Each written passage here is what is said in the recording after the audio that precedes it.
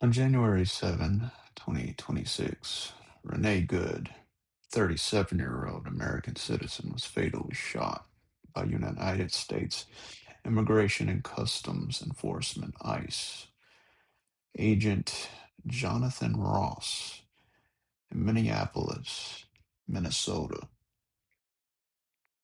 The video cam selfie footage came out of the incident, and I didn't hear "get the fuck out of here" like I initially had thought I heard.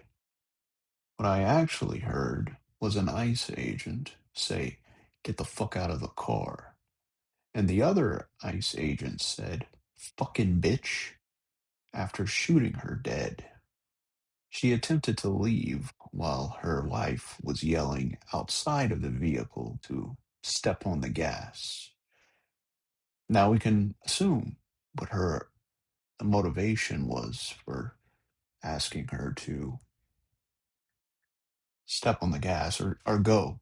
Go, baby, go. But that's beside the point.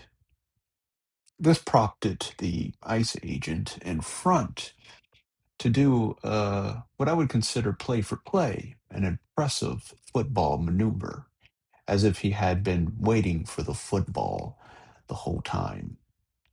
Not only did he slide away from the moving vehicle, but with a gun in one hand and his smartphone recording in the other, to post on his favorite socials, I imagine. He got her once in the front and twice from the side of the vehicle for good measure, to make sure that fucking bitch is dead. They really are hiring the best, aren't they? Although I can't help but think perhaps an old school police academy trained officer might have handled things differently. There are quotas that need to be met. ICE's budget was bloated past the military's. There are millions of people that want to detain and throw out of the country. Um, and training time has been cut in half to fill the positions. Trump declared he's sending 1,000 more ICE agents to Tim Walz's estate. Remember that guy, Tim Walz? He was a real jerk to Trump when he was running against him as VP. I guess this woman and her husband needs to be examined as well. The woman and husband I am referring to is the ones that were just peacefully, having a regular day at their house, tending to their child, when they decided they wanted to order some food from DoorDash. Unbeknownst to them, that ordering that would initiate in her home a level of maybe chaos she couldn't imagine. For what happened in this scenario is the DoorDasher that arrived at her home was actually being stalked by ICE. This prompted the woman to undergo a series of events where she had to decide whether to take care of her DoorDasher who ran into her house as all the ICE agents surrounded her property, or give her up.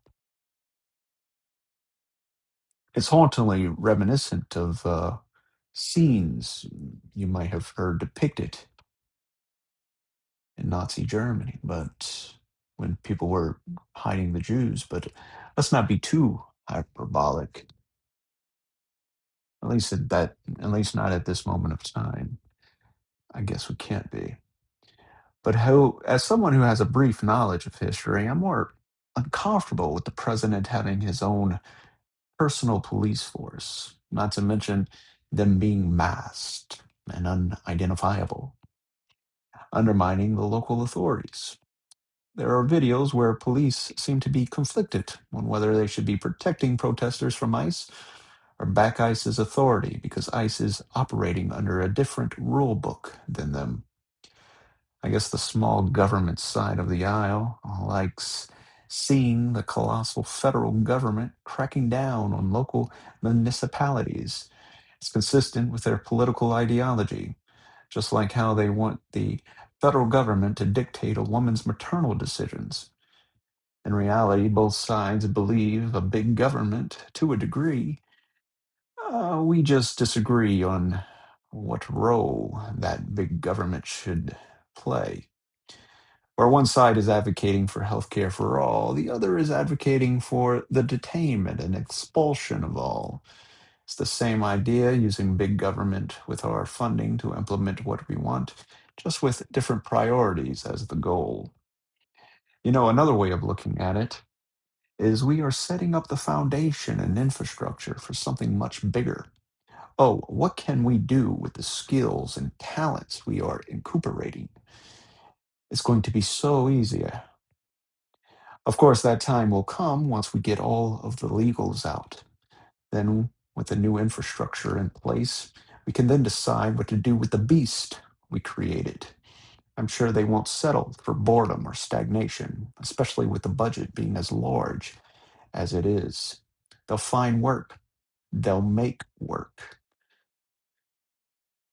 You know, Part of the reason they say they want to get the illegals out of here is because of they're bringing the potentially, or for the sake of argument, I'll just say definitely, the wrong ideologies. So here comes the thought police, policing not just bodies, but wrong think. You're thinking wrong. You're not supposed to have that opinion. And if you do, you know better than the illegals we disposed of. Remember them? How do you assimilate the citizenry who are already here? How do you bring them into the Borg, into a kind of collectivist groupthink? There's methodologies for that and potentially technological developments in the works, but now we're getting into the realm of science fiction. We do have real world examples of how it has occurred, and it usually involves state implemented enforcement of some sort. But this kind of implementation has been proven to be unsustainable. You can beat a person into submission, but you can't force them to think. That requires a more innovative approach from a group really lacking in creativity. The bottom line is there are certain things the government has no business being involved in. I would say getting in between a woman and her doctor when it comes to reproductive rights is one of them. Full stop. As for border control, stay at the border. Once they're in, it's outside ICE's jurisdiction. Let the local authorities handle it.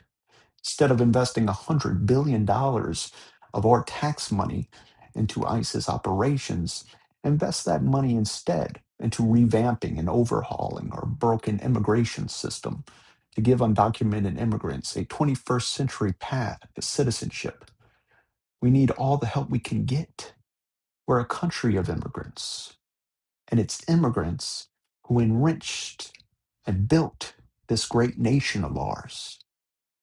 Let's let's keep it that way.